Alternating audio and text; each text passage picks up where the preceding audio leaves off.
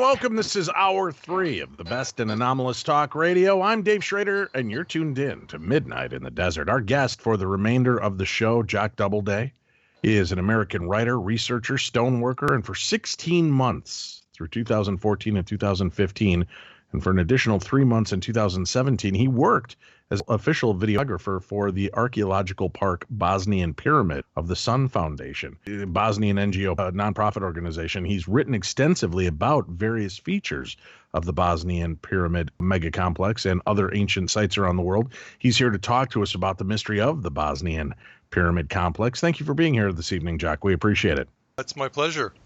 Fascinating stuff, man. To get this opportunity, get out and see these remarkable sites and places, that's got to be just a dream come true to begin with.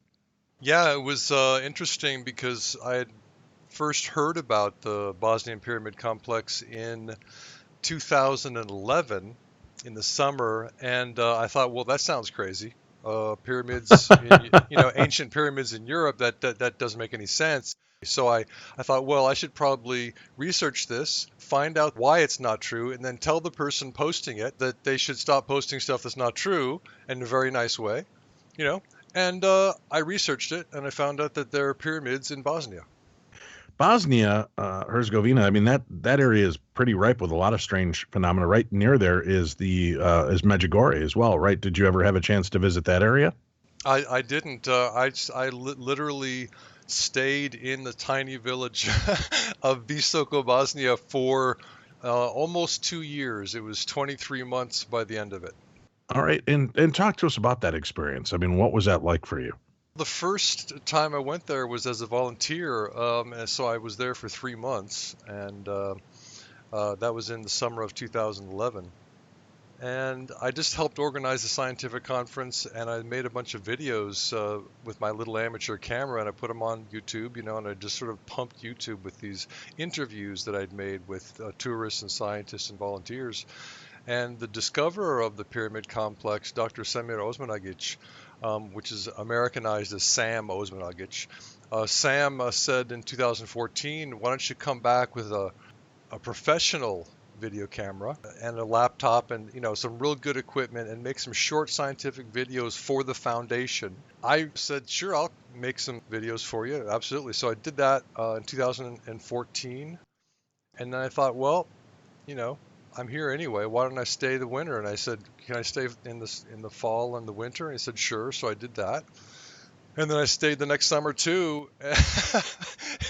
And then I came back for another 4 months in 2017. So it's like the mystery of that place. I mean, you have mystery in your radio show name. It's not quite in your name, but you're all about mystery, right? In the desert, right? It's midnight in the desert, and that's a mysterious time and a mysterious place. The desert is full of mystery, and that's what it's like in the Bosnian Pyramid Complex. That's what drew me there. Well, you've got a unique perspective of a place to want to hang out. I've understood that's just not a very great place on earth to be, period. Very, very dangerous in many different ways. Did you find that for yourself, that there were areas you had to be very careful? The perspective on this country is, because there was a war there, it's like, well, you have to be very careful, but the war had literally been over for almost 20 years when I went there. And so it's very peaceful there. The people are super nice. They're very warm-hearted. And I had an amazing time there. And, of course, the tourists coming and visiting the complex were also super interesting, as were the scientists that I got a chance to talk to, because it was my job to videotape their scientific work in the complex. So it was a pretty amazing experience all around. And now this fine. I mean, 2015, that seems, pretty heady to take that long to find something like this. And it wasn't just like a little one-off. I mean, you said this is a megastructure. There's a lot to this. Right. Well, it was, he originally found the complex in April of 2005. So it's been, I don't know, about, what is it? Now it's 2019. 14 years, 14 years. And but the scientific orthodoxy is, of course, still getting used to the idea, and so they're not really too happy about about this discovery. Even into 2005, it just seems like this is pretty remarkable find to have come upon this late in the game. Why was it so? Why was it hard to find? What was going on, and did they realize just how big this was at the time? That's a really, really good question. It's what many people don't realize is that the pyramids in Bosnia were hard to see because they were built out of different materials than the usual blocks that you see, say, in Egypt. So in the pyramid complex in Bosnia, everything is built out of clay as the binder, or soft clay as an earthquake mitigation device. Everything is layered there. So you've got, let's say you'll have a meter of soft clay, and then you'll have a layer of clay stone terrace, which is inclined into the structure and spiraling up the structure.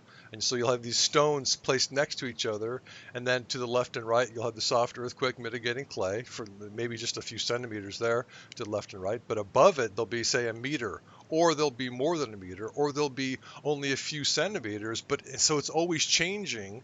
And so someone digging down goes, oh, I found a layer of clay stones when I'm trying to get the foundation for my house dug out. I got to build a foundation here. They dig out these stones and they think, oh, it's just natural. They don't realize that these are, because every stone is different. I just wrote an article on my An American in Bosnia blog article site that talks about no two stones are the same. Every single stone is a unique, baked, textured clay stone, and then it'll alternate with the soft clay.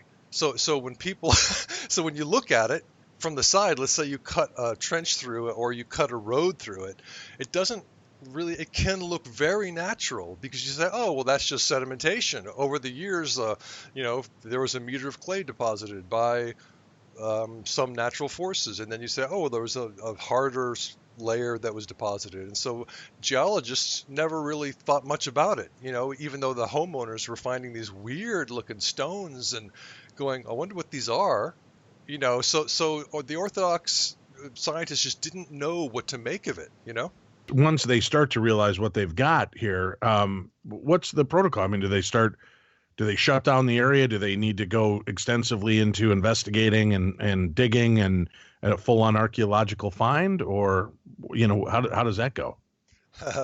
See, I'm laughing because it's the drama around finding the pyramids was so ridiculous and so overblown in the negative direction.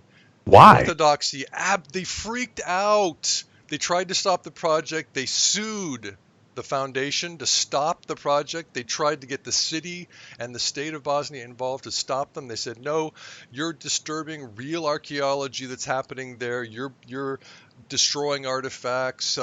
This is all a fraud. It's all a hoax to bring in tourists, was the claim.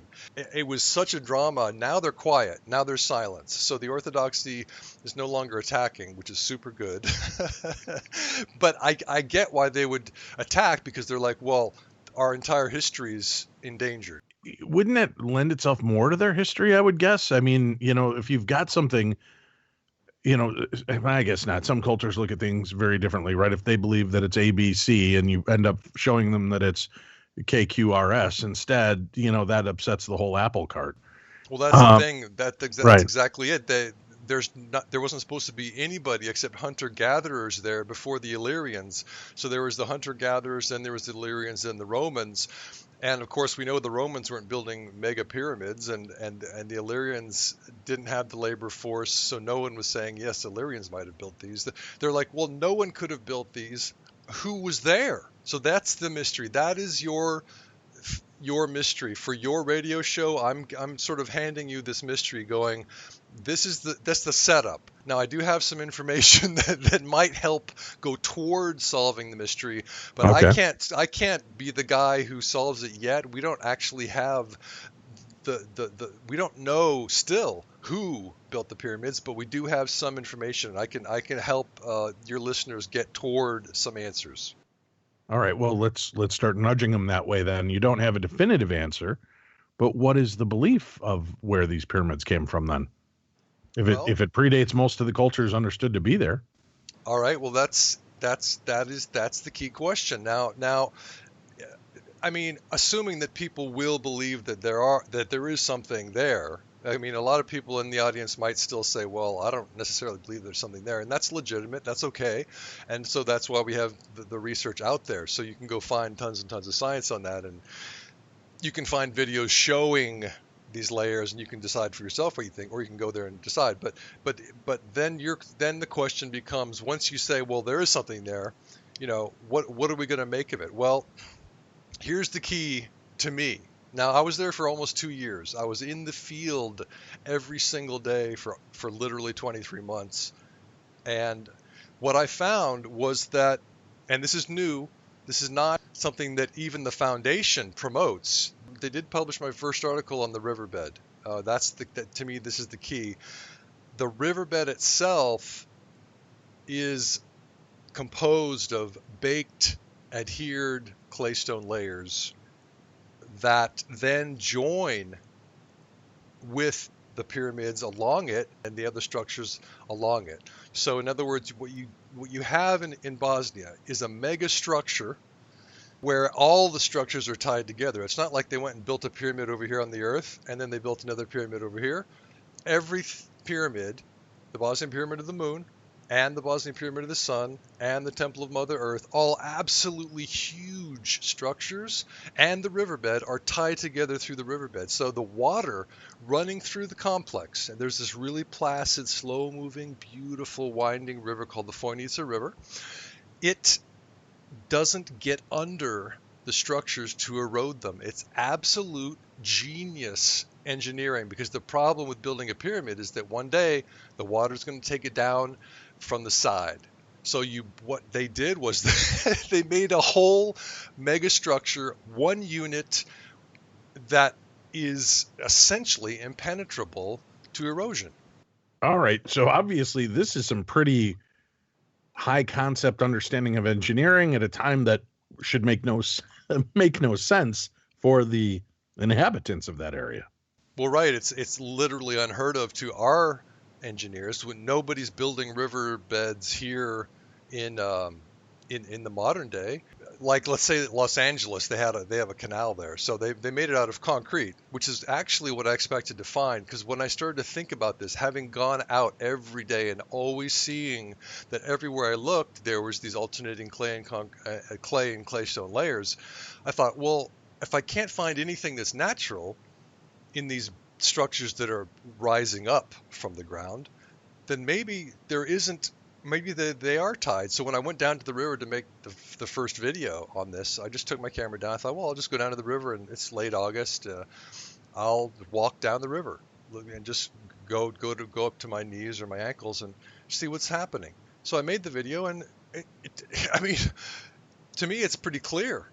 I mean, it's not clear. It's obvious that the river is built, because you can see as the banks of the river go up toward the structures, you then see it go from pure claystone that's adhered. In other words, it's one layered claystone, strong, essentially concretized bed, although it's not smooth and flat. It's layered and sort of edged as it goes up. But as it goes up, then it switches immediately to the soft earthquake mitigating clay and the hard baked claystone layers. So they didn't put the soft clay in the riverbed for obvious reasons, because that would get washed out by the river's constant action. What they did was it just but you can see it become the pyramids on either side of the bank, and you just go, well, that's as clear as day, but will someone believe you if you tell them? Well, that's why I made many videos. I wrote an article called Megastructure. It sounds crazy. I know, it sounds crazy to me. I'm telling you, and it sounds crazy to me. I saw it, and I think I'm crazy when I listen to myself, So I understand if people think this is absolute insanity, but what I did was I made an article that takes it compiles all of the articles I've written and all the videos I made, and you can have a look for yourself and see what you think. Now, there's more information if you're interested on the riverbeds. It's pretty amazing. I can keep going if you want to. I can keep going on this. No, please do. Yeah, I'm fascinated by it. You have the floor. Go ahead. Okay. Now, I already sound like a lunatic, and yeah, but you're in the right place. You're in the right place for this, Jock. I mean, this is our show. Wait, you have other people that sound crazy too? You're among friends here, Jock. Well, that makes me relax a little bit. That's good. All right, so I'll just I'll hope for the best then. When I went down and made this first video, I thought, well, I wonder if the other river that the little Voinica sort of branches into, it's basically a tributary for the Bosna River, a much larger river. I wonder if that is also built. Now, it's harder to see the structure of the Bosna River, even though it's right there in the center of Visoko. They both meet right there. That's why Visoko's there, because the two rivers meet. The little Voinica coming in north and joining the Bosna, and they both go north. And so I thought, well, I wonder if the Bosna is also built. That would be a lot of work, because it's so much bigger. Now, to see the Bosna's structure is not so easy, the structure of the riverbed, because there's so much water in it. But if you go to the very banks, you can see that the structuring is the same. And you're like, well, there are some places where you look down from the road or wherever you are, the path along it, and you can see that they still have the baked tiered clay layers. And you're like, well, wow. And if you go to Sarajevo, you see exactly the same structuring in the hills all the way down to Sarajevo. Now, that's a 20-minute trip by a car. And you go, well, I wonder if all those hills are also built. I wonder if the riverbed itself is built next to that all the way down to Sarajevo. And if they built it all the way to Sarajevo, what's the limit to their building? I mean, if they built this entire Bosnian Pyramid complex in Visoko, if they built that, that's a lot of work. It's a shocking, stunning amount of work. But then if they also built it all the way down to Sarajevo, let's say 25 kilometers south east of Visoko, then that's just it's impossible for a human scale engineering project. So then you go, well, if it wasn't human beings, maybe with that attitude, Jock. You're yeah, right. But then you say, well, maybe a whole bunch of humans did get together on this project, but then why would they? What are you building hills for? What is it all for? Why are you terraforming this area is then the question. Your questions start to get bigger and bigger and go, well, essentially the question is who is responsible? I mean, and to me, it's like, well, it's pretty clear that you can't have a human labor force big enough to make that much stuff. And then you say, well, also there's 100,000 other pyramids around the world, plus tumuli, plus prehistoric tunnels, and it just goes on and on and on. You say, well, there was no human labor force to make 100,000 pyramids, plus all their associated tumuli and if there's other built riverbeds, there's those too that we'd have to think about. So do you believe then that what you're looking at, and there have been belief systems in the layout of these type of structures that they may hold the key to their origins and why they were built, some of them are in certain shapes. There's Wayne Herschel and many other speakers that have done this, but Wayne Herschel, who had written a book called The Hidden Records, talks about the fact that if you look at all of the structures from the Mayan, the Aztec, the Egyptian, and some of the other native cultures, that they follow this look that almost looks like the leg of Pallades, showing that maybe this is a key code where we came from, who may have been here and helped. Is there any kind of structural formation that you're able to follow in this that might tie in with these other foreign cultures that should have no way to communicate back and forth, no way to say, hey, we're all doing this way? Is there any tips or hints into the structures that way for us? There is. It's not exactly a star map, though. As far as I know, I'm pretty sure that I would have heard of a star map, a correlation, but by now. But What we have is research into scalar phenomena in the Bosnian Pyramid Complex. This electrical engineer from Serbia, Goran Marjanovich, has equipment that can measure, not directly measure scalar waves, but he can measure associated electromagnetic phenomena. Now, scalar waves are non-Hertzian waves. And I'm going to explain exactly what that is. And this is also equivalent to standing waves. This is Tesla's standing waves or non-Hertzian waves. This is what Tesla was talking about when he spoke about non-Hertzian waves. Well, standing waves are like an accordion that's it's pulsating.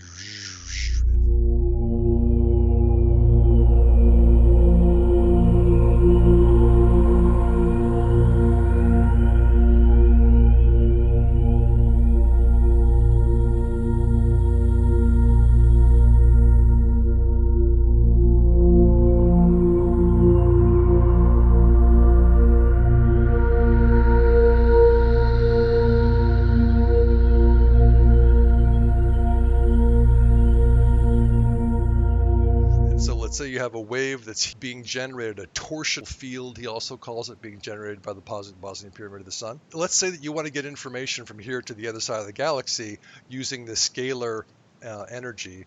You don't have to do what light or radio does and go up and down and up and down and up and down, and then, so it takes time to get there. It takes as much time as light takes to get somewhere. It doesn't need to do that. It doesn't have to go from A to B. It's already at A to B.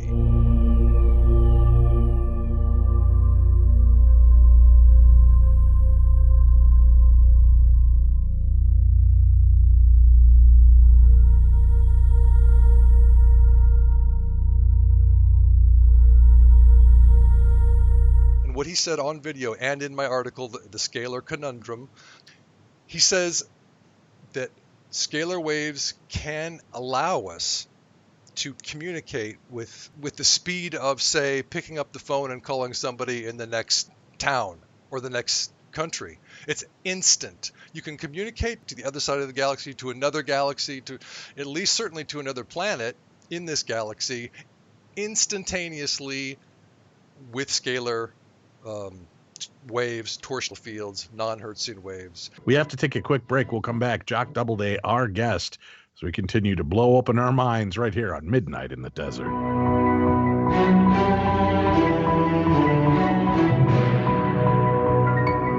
Psst, hey, we're back. This is Midnight in the Desert.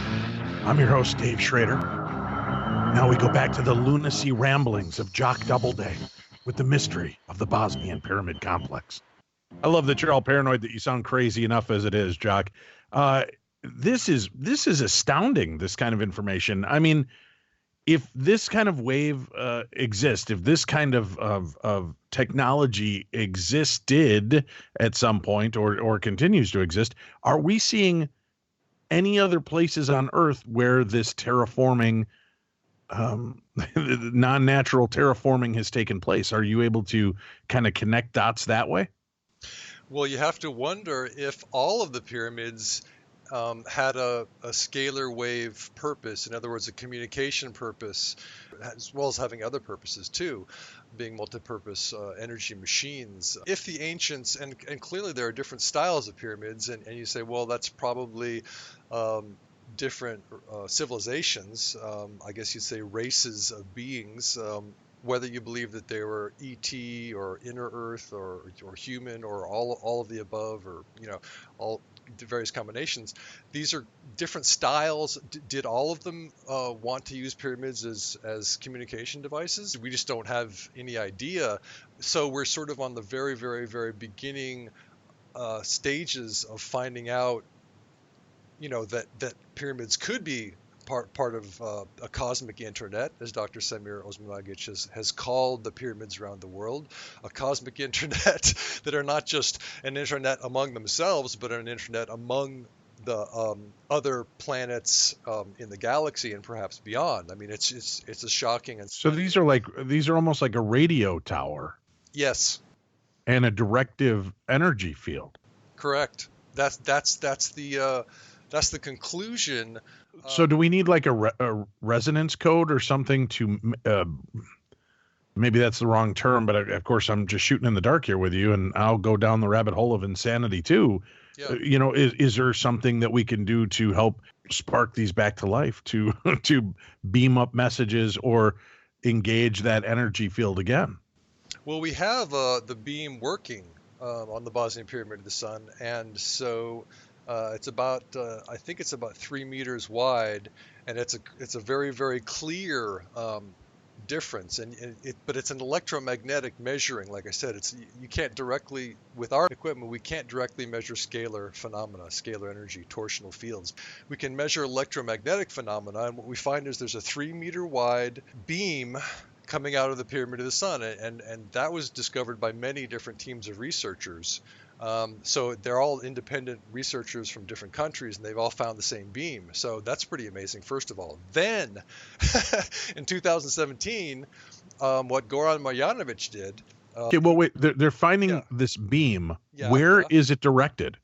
Aha. Well, I'll give you that in just a moment because You will give it to me now, sir. Okay. That'll tie in. That'll All tie right. in.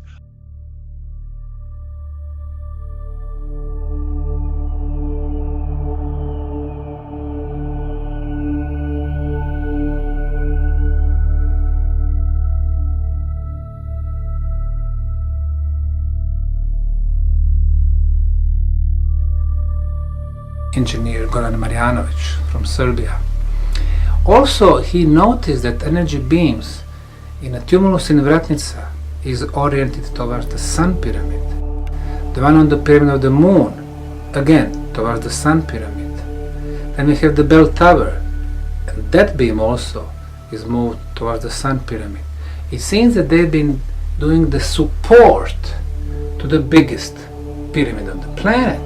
So that pyramid can send its own energy beam to the universe.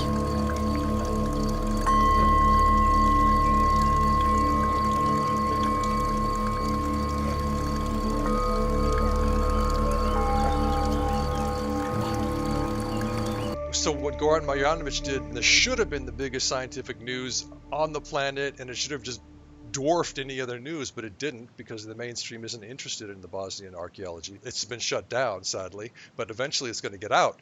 What he found was that he used a drone, those little microlight drones that you can play around with and make little videos of yourself surfing or whatever you want to do. He used one of those. He tied some equipment to it, measuring devices, and he flew them up above the Pyramid of the Sun, back and forth across this beam, back and forth, a little bit higher, back and forth, a little bit higher, back and forth. And what he discovered is that the beam is not a straight sort of column of energy that's going out or coming in or both. It's a repeating ellipsoidal shape. So if you can imagine a DNA helix, if you look at it from the side, it looks like ellipsoids joined. So it's like a helical structure. It's a geometrical shape. It gets wider, it gets narrower, it gets wider, it gets narrower. It's a beautiful, clear, measured shape that science has completely ignored because there are no pyramids in Bosnia. Weird. Very strange. And to find this kind of information out and have everybody just dismissing it. I mean, that's got to be maddening for you. I can hear the frustration and kind of the laugh as you're trying to explain this. That's got to be crazy to know that that there's something there that everybody's just turning a blind eye to. Yes, and I hope that people don't think, I hope that they understand that I admit that I don't know for sure. I admit that Goran Marjanovich, the scientist, doesn't know for sure. Science is not about that. It's about giving some evidence to the global mind. Here, I published my paper. Now everybody can see it. Then other scientists come in and they go, well, let's see if we can retest this, see what we think, and they bring their instruments, and then somebody invents a new instrument that maybe could measure something closer to what a scalar wave is, and so down the line, what you get is more and more science that that helps us to get toward what's really happening. I'm not saying I have the truth. I'm not saying that any of the scientists are saying they have the truth. What we have is evidence, and we're pushing that evidence out as best we can without the help of the orthodoxy. This is the deal. Now, you've got a book out called Who Terraformed the Earth. It's not finished, it's in progress. I've got a video out that at that Oh, time. the video. Okay. And so the book is sort of going to be based on different sites around the world. So it's in progress, and it's going to take a year or two. Who Built the Earth is another one, which if you didn't think I was crazy before, that title should seal the deal, you know. So that's 2 of, say, 10. I mean, I have so many books in progress, but I'm also a playwright, I'm also a screenwriter, I also write songs and musicals, and so it's like it's going to take me a lot of time to get this stuff done. And I'm also writing a book with a linguist who researched the linguistic history of the word pyramid and what people believe the etymology of this word to be, which is fire in the middle. P-Y-R, fire, and then mid, M-I-D, middle, fire in the middle. This is incorrect. I'm not going to go into what it really is yet because I don't want to give the secret away to this book.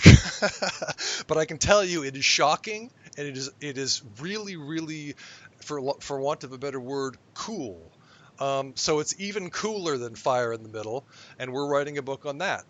So that's taking time because he doesn't speak English too well. I mean, he speaks English a lot better than I speak his language, which is Serbian. So anyway, we're just getting little by little, malo po malo, as they say in Bosnia. Little by little, we're getting toward getting these books written, and I hope that other people will write their books, and we'll just keep going toward because clearly we know nothing.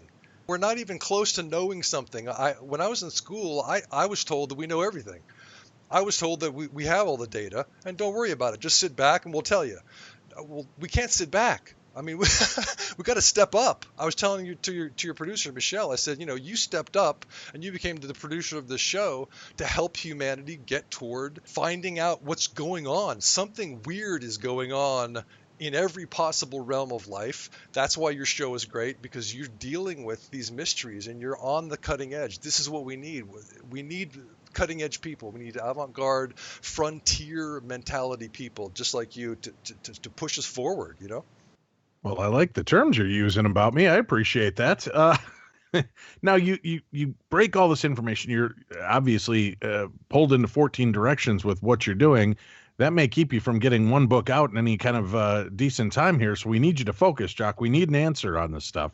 But are you having, by releasing this, talking about it, getting it out there, are you getting responses from other people interested in this field with other concepts, perceptions, and what might actually be taking place? Yes, but we're so deep in the well of, I don't want to sound depressing, but the well of darkness, midnight in the desert, it's like you're deep in this darkness, and it's quiet, and you're not really sure what's going on.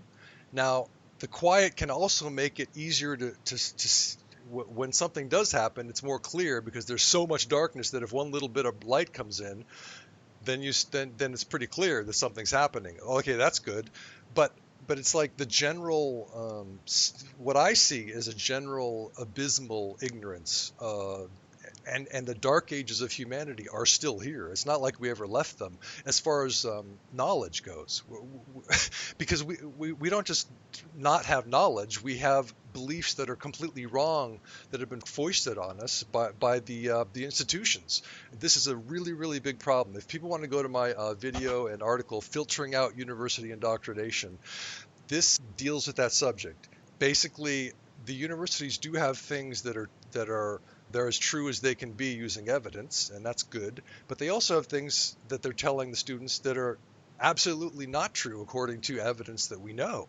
So we have to filter out the indoctrination, the stuff that's not based in evidence, if we go to the university, and that's super hard to do. If you're sitting in the class and your grade depends on parroting what the lecturer is telling you, you're probably not going to balk that. You're not going to resist. You're going to go with the program. Your grade is usually better when you go with the program. That's right. Exactly. and so one of the first archaeologists that led the project in Bosnia, Sarah Akanci from Italy, she was told when she graduated from her Italian school of archaeology, she was told, you should probably go work in Rome or someplace. And she said, well, I'm going to go work in the Bosnian Pyramid Complex. And they said, well, if you do that, when you come back to Italy, you will not get work. We can promise you that because we know it's a hoax. Now, they hadn't gone to Bosnia, but they knew it was a hoax. And they were willing to not hire her as an archaeologist if she even went there and worked in Bosnia. So it's kind of shocking what's going on in the institutions. And I actually, what I would really prefer to do is to get off that subject because I'm making myself tense just talking about it. Because I should just shut up about it and go back to talking about clay, because clay relaxes me, and that's what the ancients were building with in Bosnia.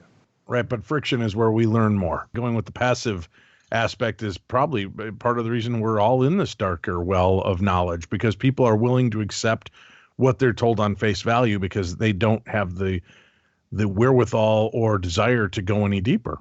Well, then I'm going to give you a gift. You just gave me a gift, which was to go with the friction. I'm going to give you a gift.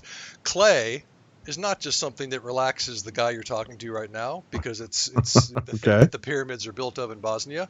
It's also got an etymology, and I learned this from my Serbian friend who's the incredible linguist. He said that clay, the origin of this word is gley. So Gley, and that meant glue. Glue became our clay. Now we think of clay as dirt, but the ancients thought of it as glue. It's used to glue structures together in the Bosnian Pyramid Complex in various ways. One of the ways is they heated up the clay stone layers, right? They heated up clay, made stones, put them in layers, inclined them into the structure for structural strength. In other words, they didn't just lay them flat. They sort of weighted them inward toward whatever face you're facing. They weighted them inward and spiraled them up the structure, these terraces of stones that they had made. Then they packed on top of them and between them the earthquake mitigating clay, soft clay, so it wasn't heated. Then they'd put another terrace of heated baked clay stones and inclined into the structure, spiraling up the structure. That's how they made the Pyramid of the Moon. The Pyramid of the Sun is similar, but it also has concrete. And you say, oh, concrete. Well, that's not clay. Well, it is, though. The binder of the concrete is clay. It's heated clay, and they heated it up to a minimum of 900 degrees Fahrenheit. So this is 5 different scientific institutes have confirmed that this is geopolymer concrete, artificial concrete on the Pyramid of the Sun. They have different excavation sites on the pyramid have different kinds of slabs or blocks. One excavation site will have 4 layers of concrete just stacked on one another, and then if you go 25 yards to the left or to another excavation site, you'll see that they had a different sort of slab thing as opposed to blocks. And the slab is this long, oddly shaped but channeled. So it's an oddly shaped slab covering the Pyramid of the Sun. Okay. And there's a channel next to it, and then there's another slab next to that. And the channel is not a right angle Roman square channel or a rectangle.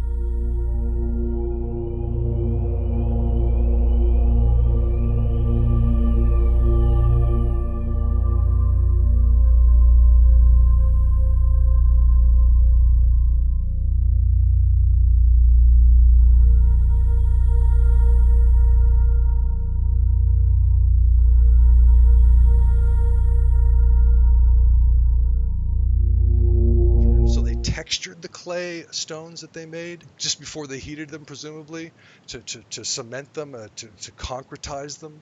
I mean, clay is the magical compound, and we have clay in us, and the Bible talks about this as the. It's a beautiful. It's a beautiful story about the man being made of clay, and so you say to yourself, wait a minute, is that the magic? I mean, we know water's magical. Is clay also one of the key magical substances? So that might be the one tie that binds us.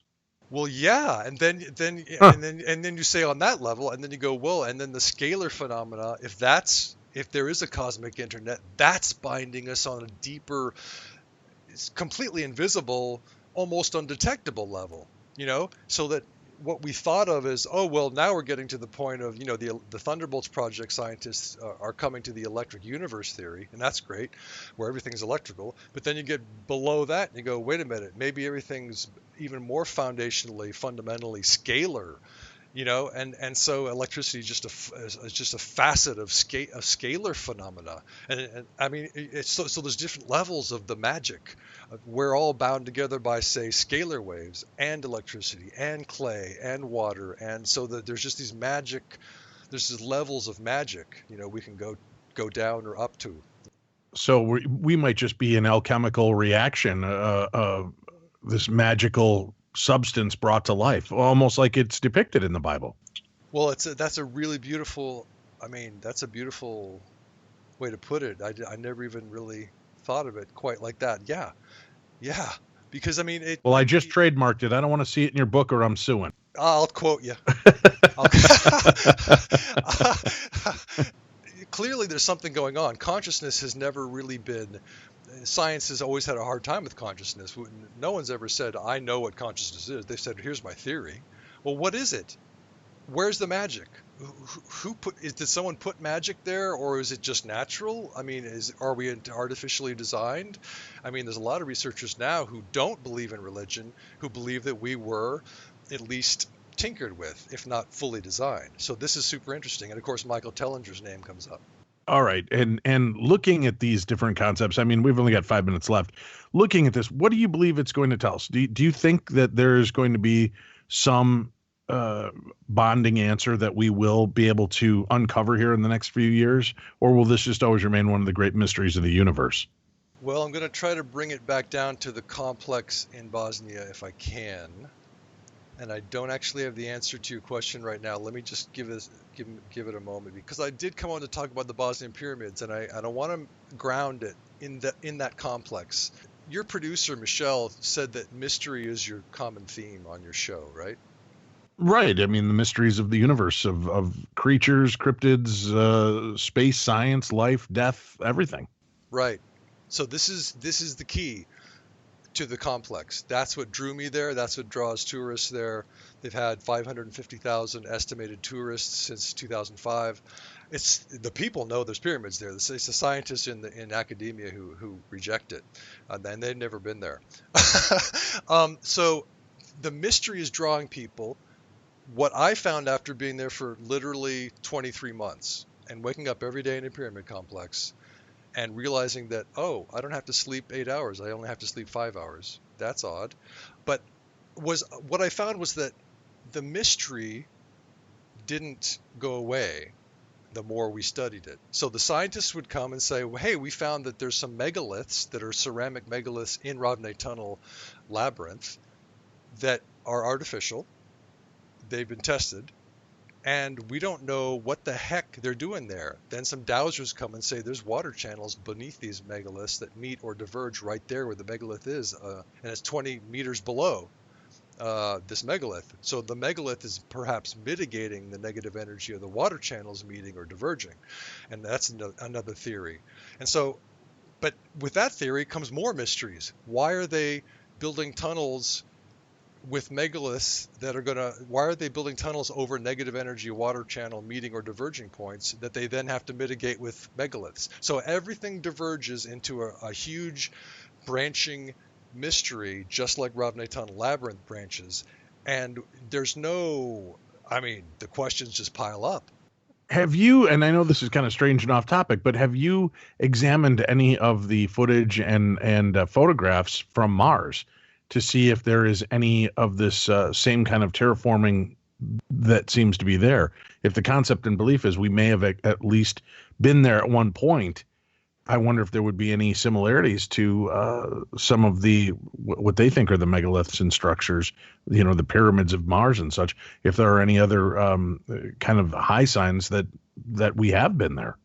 Well, like probably most of your audience, I've been listening intently to David Wilcock's summations of his insiders information. So his insiders being in the secret space program at one level of knowledge or another, and so at one level of security clearance or another. So they have different levels of knowledge about the various planets, about humankind's history in the solar system. And yes, I mean, Mars did have a human race on it. Was it the same as us exactly? He's not saying that. And so then you have the five-sided pyramid there, which looks like it has an exploded area on it. That's a damaged area. Then he's got theories about that from his insiders. And so clearly there was a civilization on Mars, at least one. And then you say, well, the insiders are saying it was humanoid, perhaps specifically human, although maybe not our size. And so I'm just going on the insiders' information that David Wilcock is putting forth. So that's my level of knowledge as far as Mars goes, you know. Gotcha. Well, Jock, we are out of time. Thank you very much for coming on and going over some of these mysteries with us. It's always fascinating to get a new perspective, and I encourage our listeners to educate themselves more, look into this, and find the information. We've got links up on our site for you. Jock, thank you for being here. It's been my great pleasure. Thank you so much.